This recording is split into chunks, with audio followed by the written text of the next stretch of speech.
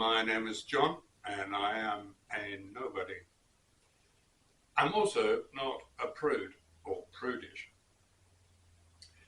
but there's not much that I find sexy about the sex industry. I once went to visit a lady of the night in Amsterdam. It's a long time ago. I was 20 at the time. It was a bet that was placed by the band I was in. And I went in there. I was supposed to stay there for 20 minutes. And I told her the truth. I said, I don't want to engage in any activity.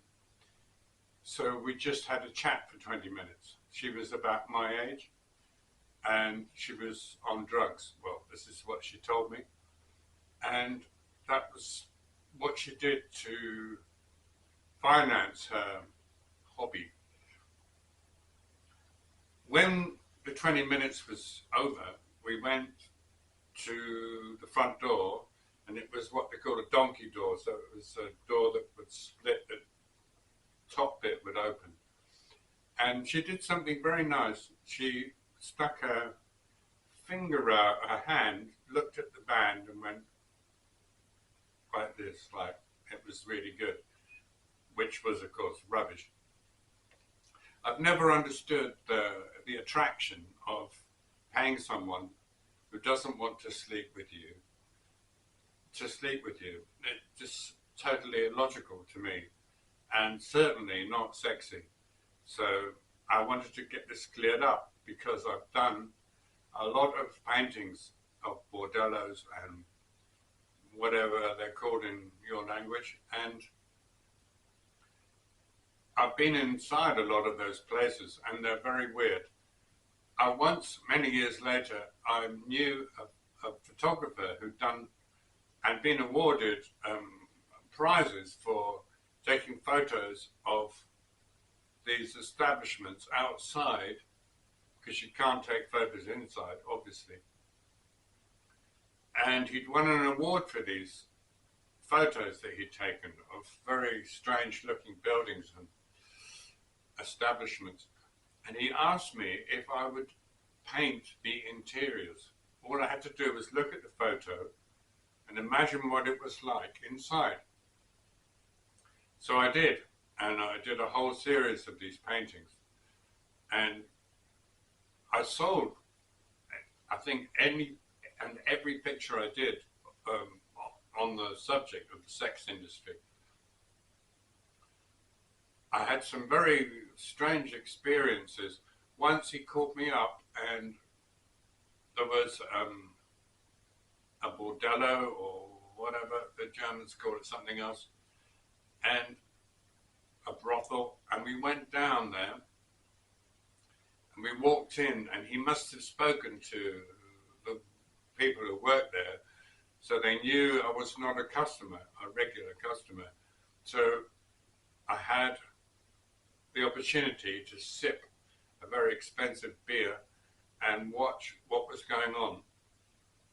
And people left me alone, which was great. And I was taking photographs in my head because I later did a painting of it. I went home and did a drawing, so it's very much what the place looked like inside. And we were sitting there, and there was, of course, you know, a porno film on in the background, and it was really wonderful in a way. This man came out. He'd just been with a lady of the night, or as our American cousins used to call them, sporting girls, which is kind of a nice way of describing ladies of the night. I don't think you're allowed to use the word we used to use anymore. Excuse me. And he came out, and the woman behind the bar said, "Sir, what was it like?" And he said, "It was not very good." And the lady he was with, who we'd been with, confirmed this and said it wasn't very good. And he said, brutally honest, I was in too much of a hurry. And this all went by in front of me. I could hear, you know, so I could make a picture in my head of what had gone on in that little back room. And it had all been very unsatisfactory and hurried. He got his bicycle, which he had inside the brothel, parked against the wall, and very chirpily said, well, bye then, see you next week. And then he left. It was something else. The whole industry, everything's an industry these days, and the whole industry is very strange. At one stage, they had like this lump sum you could pay, and you could get up to whatever you wanted to get up to. You just paid this lump sum, and it was just very bizarre. So I saw a lot of the insides of places like this, but I only ever had one actual personal upfront meeting with a lady of the night. But the whole thing has this romantic kind of thing to it.